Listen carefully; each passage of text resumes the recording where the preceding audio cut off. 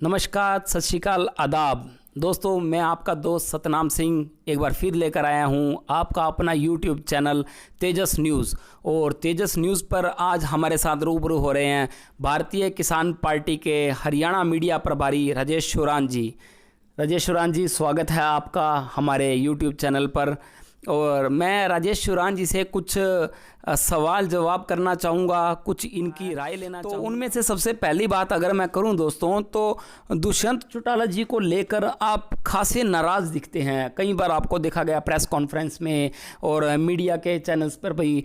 तो मैं जानना चाहूँगा कि ये दुष्यंत चौटाला जी से आपकी नाराज़गी कुछ पर्सनल उनके साथ नाराज़गी है या कुछ किसी बात को लेकर नाराज़गी है, वो मैं एक बार हमारे दर्शक चाहेंगे कि क्लियर कीजिए। देखिए, मेरी दुष्यंत चौटाला जी से कोई ऐसा पर्सनली मतभेद नहीं है जी। हमारे जो मतभेद है वो हमारे हरियाणा सरकार के डिप्टी सीएम दुष्यंत चौटाला जी से मतभेद। और जो नाराज़गी मेरी एक अकेले की नाराज़गी नहीं है, बल्कि आज के समय में पूरे प्रदेश की नाराज़गी इस बीजेपी सरकार और जीजेपी सरकार की जो गठबंधन सरकार है इससे है। मैं इस गठबंधन सरकार को एक ठगबंधन सरकार कहना चाहूँगा। आप ठगबंधन सरकार, गठबंधन सरकार को अगर आप एक ताना मार रहे हैं या एक इल्ज़ाम लगा रहे हैं, तो मैं जानना चाहता हूं क्या आधारभूत तत्व हैं उसके लिए जिनके लिए आप इनको ताना मार रहे हैं कि एक गठबंधन सरकार ना कहकर आप ठगबंधन सरकार कह रहे हैं।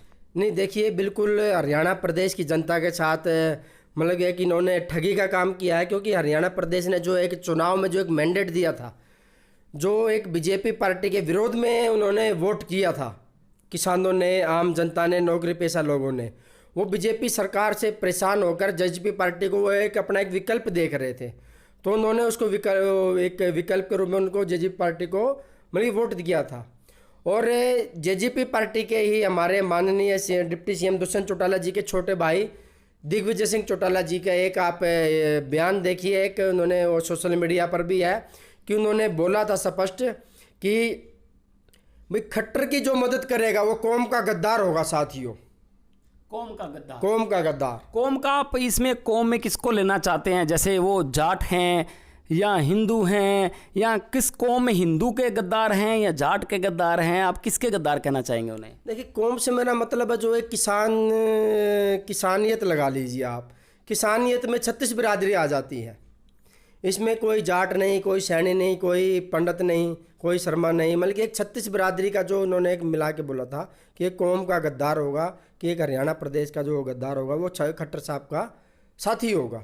लेकिन उसके बाद इलेक्शन के बाद इन्होंने परिस्थितियों को देखते हुए बीजेपी से ही गठबंधन किया, जबकि इन्होंने बीजेपी की बुराइयां करके इलेक्शन में वोट जनता से मांगे। और जनता ने वोट इनको इसलिए दिया ताकि बीजेपी के विरोध में इनको वोट दिया गया था। और उसके बाद में ये साठगांठ करके अपनी सरकार बना लेते हैं। और अभी आप देख रहे हो किसान आंदोलन अपने चरम पर है। और मैं इन सरकार को बोलना चाह रहा हूँ कि जल्द से जल्द किसानों की समस्याओं का समाधान करें।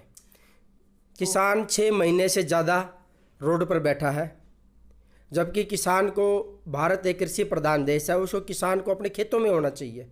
लेकिन आज वो अपने हक की लड़ाई लड़ रहा है, अपने वजूद को जिंदा रखने की लड़ाई लड़ रहा है। उसके लिए उसको मजबूरन रोड पर बैठना पड़ रहा है। मैं आपकी बात, चलिए, कहीं ना कहीं मैं सहमत हूँ, भारत की जनता भी सहमत है इन बातों पर। मैं आता हूँ, आपका कहना है कि किसानों के साथ ऐसा किया जा रहा है, किसान 6 महीने से रोड पर हैं, मगर कहीं ना कहीं ये बात सुनने को मिलती है कि जो किसान वहाँ बैठे हैं वो असली किसान ही नहीं हैं। असली किसान खेत में है, वो तो खेती कर रहा है। तो उसके बारे में आप क्या कहना चाहेंगे, क्या जवाब देना चाहेंगे?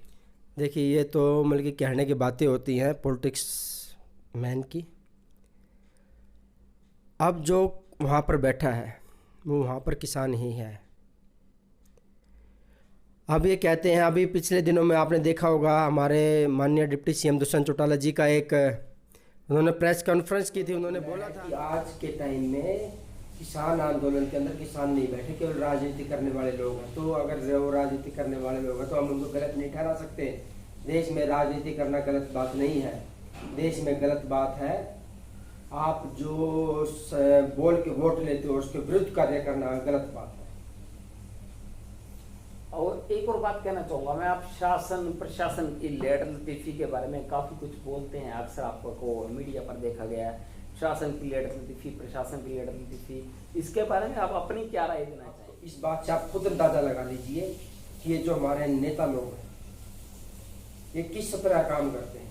आप इस कोविड महामारी के दौरान ही अंदाजा लगा लीजिए कि कितने नेता, कितने एमएलए, कितने एमपीज इस महामारी के दौरान लोगों की सेवा के लिए आगे आए हैं।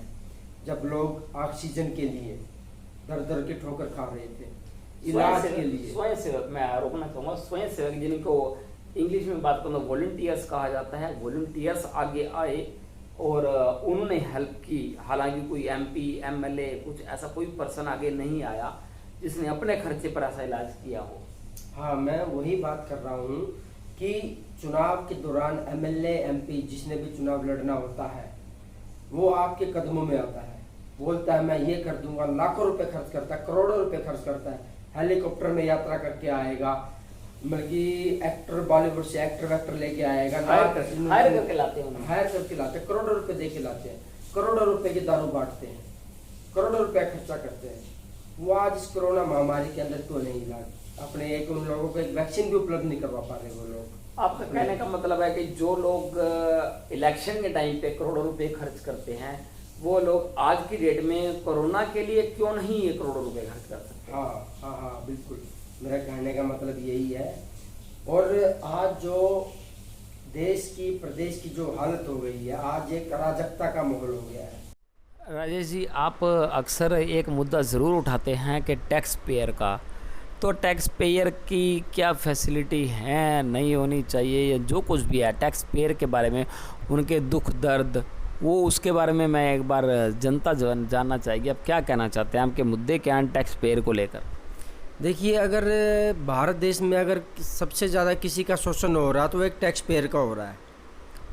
टैक्स पेयर भारत की अर्थव्यवस्था की रीढ़ की हड्डी है, बिल्कुल। और इस देश में अगर सबसे ज़्यादा अगर हाशिए पर है तो वो टैक्स पेयर है, नौकरी पेशे वाला लोग है। नौकरी पेशे वाला लोग अपनी गाड़ी कमाई से टैक्स निकाल के सरकार को देता है कि अच्छे रोज़गार मिले, अच्छा इलाज मिले, अच्छी सुविधाएं मिले, अच्छी फैसिलिटी मिले। जब क्या मिलता है सर? ये नहीं, ऐसा कुछ नहीं मिलता है, ठीक है। तो अब सरकार इस पैसे का दुरुपयोग कैसा करती है, हमें वो समझने की ज़रूरत है कि हम कोई भी सरकार, चाहे बीजेपी हो या कांग्रेस हो, अपनी वोट बैंक के लिए तरह तरह की चीज़ों को फ्री कर देती है। कैसे? अब कैसे, आप देखिए हमारे पड़ोस में दिल्ली में ही लगा लीजिए, अरविंद केजरीवाल जी ने कहा है कि सभी लेडीज़ों के लिए बस में यात्रा मुफ्त है, इतनी बिजली पानी मुफ्त है सबके लिए। मैं एक चीज़ मानता हूँ, अगर कोई अच्छा सैलरी वाला है, अच्छा पैसे कमाने वाला है, उसको वो चीज़ें मुफ्त देने की क्या ज़रूरत है। आप एक गरीब को मुफ्त दीजिए, शिक्षा मुफ्त दीजिए, इलाज मुफ्त दीजिए। इनको कैसे सेग्रीगेट करेंगे कि कोई अमीर है या गरीब है? देखिए, ये उनकी आय के स्रोत पता लगाकर हम उनको बल्कि एक छटनी कर सकते हैं कि हमें किसको सब्सिडी देनी है, किसको सब्सिडी नहीं देनी। तक एक लिमिट, एक आय के साधन के एक लिमिट तक आपको फ्री करना चाहिए चीज़ें। आखिर में वो सरकार की तरफ से तो फ्री होता है, लेकिन एक्चुअल में वो फ्री नहीं होता। वो कहीं ना कहीं गवर्नमेंट के ऊपर बर्डन है। हाँ बिल्कुल, गवर्नमेंट के ऊपर भी बर्डन है और देशवासियों के ऊपर भी बर्डन है। वो देशवासियों के ऊपर भी एक बोझ है, क्योंकि वो जो एक टैक्स पेयर की जो गाड़ी कमाई है उसका एक हिस्सा होता है। आप उनकी कमाई को आप ऐसे ही कैसे अपने वोट बैंक के लालच में आकर आप लुटा सकते हो। बिल्कुल राजेश जी, हम काफ़ी हद तक आपकी बातों से सहमत हैं और समय बहुत ले चुके हैं हम आपका, और हम आपके धन्यवादी हैं कि आपने इतना समय दिया। हम आपके शुक्रगुजार हैं और आशा करते हैं कि हम अपने प्रदेश का भविष्य अगर सेफ हाथों में दें तो हमारे प्रदेश का भविष्य या देश का भविष्य कुछ और उज्जवल हो सके। जहाँ तक हो सकेगा आपकी सलाह मशवरा भी की जाएगी और आपकी सराहना तो हम कर ही रहे हैं, जैसे कि आपकी बातों से हम सहमत हुए हैं। तो मैं आपका धन्यवादी हूँ। अगली बार हो सकता है जल्दी मुलाकात होगी। धन्यवाद।